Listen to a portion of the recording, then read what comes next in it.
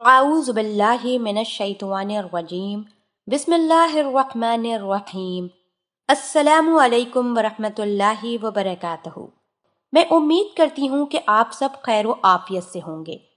میری دعا ہے کہ اللہ پاک آپ سب کو خیر و عافیت سے رکھیں، آمین۔ ناظرین، آج کا ہمارا موضوع ہے جوڑ کا نکاح۔ اسلام میں جوڑ کے نکاح کی ترغیب اور اس کی اجازت بھی اسی حقیقت کی مظہر ہے کہ دین فطرت کے نزدیک اولاد کی طلب اور اس کی ضرورت سے قطع نظر بذات خود جنسی زندگی کی خوشگواری اور فی حد جنس سے لطف اندوزی کسی بھی درجے میں ایسی کوئی چیز نہیں جس پر ناپسندیدگی کا یا ناگواری کا اظہار کیا جائے۔ اس کے برعکس جوڑے کے نکاح اور اس کی ترغیب اور اجازت دے کر اس کے مطلوب و مقصود ہونے کی صاف صراحت کر دی ہے۔ اسلام کو جوڑ کا نکاح پسند ہے اور اس کی ترغیب دیتا ہے، بے جوڑ نکاح کو وہ ناپسند کرتا ہے اور اپنے ماننے والوں کو اس سے بچنے اور دور رہنے کی تاکید کرتا ہے۔ قرآن و سنت کی مختلف تصریحات اور اشارات اس کے حق میں ہیں۔ جوڑ کے نکاح کے سلسلے میں بہت سی باتوں کا لحاظ رکھا جاتا ہے۔ انہی میں ایک چیز خوبصورتی اور حسن و جمال بھی ہے۔ شادی میں لڑکے اور لڑکی دونوں کا حق ہے کہ ان کا جوڑ کے دوسرے اسباب و عوامل کے ساتھ من پسند اور قبول صورت ہو۔ حدیث میں شادی میں جن چند چیزوں کا لحاظ رکھا جاتا ہے ان میں حسن و جمال، خوبصورتی کو شامل قرار دے کر اس کی صراحت کر دی گئی ہے۔ لڑکا اور لڑکی دونوں کی یہ خواہش کہ اس کا ہونے والا شریک حیات حسن و جمال سے آراستہ اور انہی کی طرح قابل قبول اور پسندیدہ خاطر ہو، جس سے طرفین کی ذہنی اور نفسیاتی تسکین کے علاوہ ان کی بھرپور جنسی آسودگی اور اطمینان کا سامان ہو سکے۔ یہ کوئی عیب اور برائی نہیں ہے۔ دوسرے موقع پر فرمایا، شادی سے پہلے اپنے شریک حیات کو دیکھ لینا مناسب ہے، اس سے رشتہ نکاح کی پائیداری کا سامان ہوتا ہے۔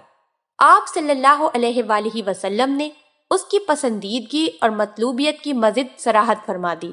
کسی ناشائستگی کے شائبہ کے بغیر مرد اور عورت دونوں کا حق ہے کہ وہ شادی سے پہلے اپنے ہونے والے جوڑے کے ہر پہلو سے قابل قبول ہونے کی یقین دہانی حاصل کر لیں۔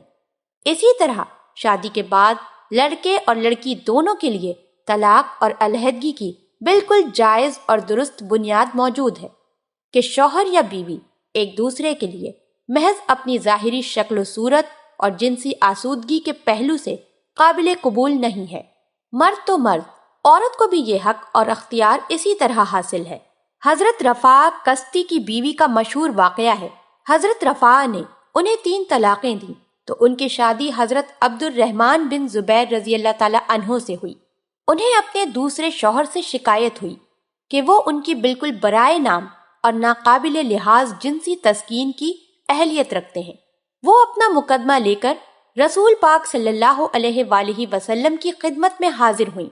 آپ صلی اللہ علیہ وآلہ وسلم نے اس پر کسی ناپسندیدگی اور ناگواری کا اظہار نہیں کیا، بلکہ ان کا مقدمہ سننے کے بعد آپ صلی اللہ علیہ وآلہ وسلم مسکرا دیے۔ انہوں نے لفظوں میں اس کا اظہار نہیں کیا، لیکن یہ خاتون چاہتی تھیں کہ انہیں اپنے دوسرے شوہر سے فوراً چھٹی مل جائے اور دوبارہ وہ حضرت رفاع رضی اللہ تعالی عنہ کے پاس چلی جائیں۔ آپ صلی اللہ علیہ وآلہ وسلم نے اسے منع نہیں فرمایا اور ان کی خواہش پر کوئی نکیر نہیں کی۔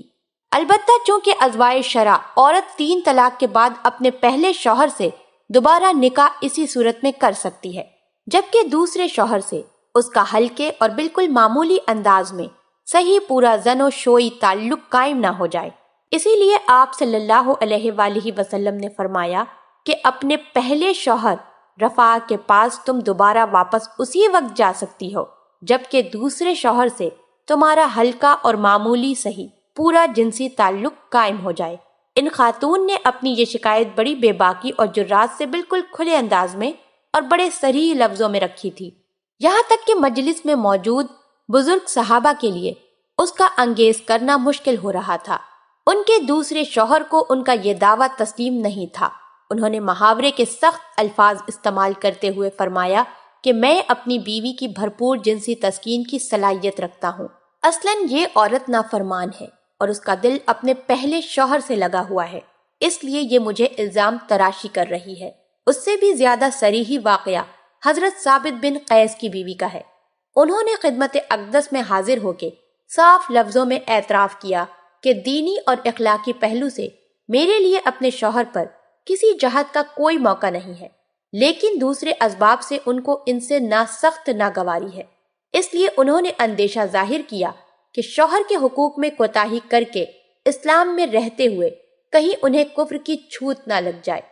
ان کے شوہر نے انہیں مہر میں پورا ایک باغ دے رکھا تھا، چونکہ یہاں جدائی کا مطالبہ عورت کی طرف سے تھا اور مسئلہ کی روح سے یہ خلا کی صورت بن رہی تھی، جس میں عورت کے لیے مہر کا واپس کرنا ضروری ہے۔ اس بنا پر آپ صلی اللہ علیہ وآلہ وسلم نے اس سے دریافت فرمایا کہ تم انہیں ان کا باغ واپس کر سکتی ہو، جس کی واپسی ضروری ہے۔ انہوں نے رکے بغیر کہا، ہاں ضرور۔ اس پر آپ صلی اللہ علیہ وآلہ وسلم نے ثابت بن قیس رضی اللہ تعالی عنہ سے کہا کہ اپنا باغ قبول کر لو اور انہیں طلاق دے دو۔ روایت کی تفصیلات سے پتہ چلتا ہے کہ خاتون گوری چٹی اور بہت خوبصورت تھی، جبکہ ان کے شوہر اتنے ہی بدصورت، کالے اور پستہ قد تھے۔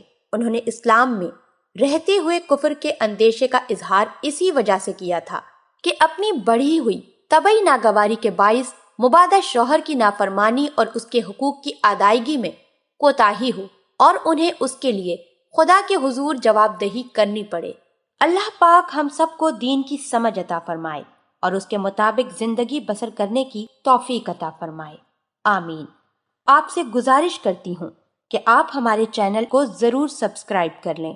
سبسکرائب کے ساتھ ساتھ ہماری ویڈیو کو لائک بھی کر دیں۔ اللہ پاک آپ سب کو اپنے حفظ و امان میں رکھے، آمین۔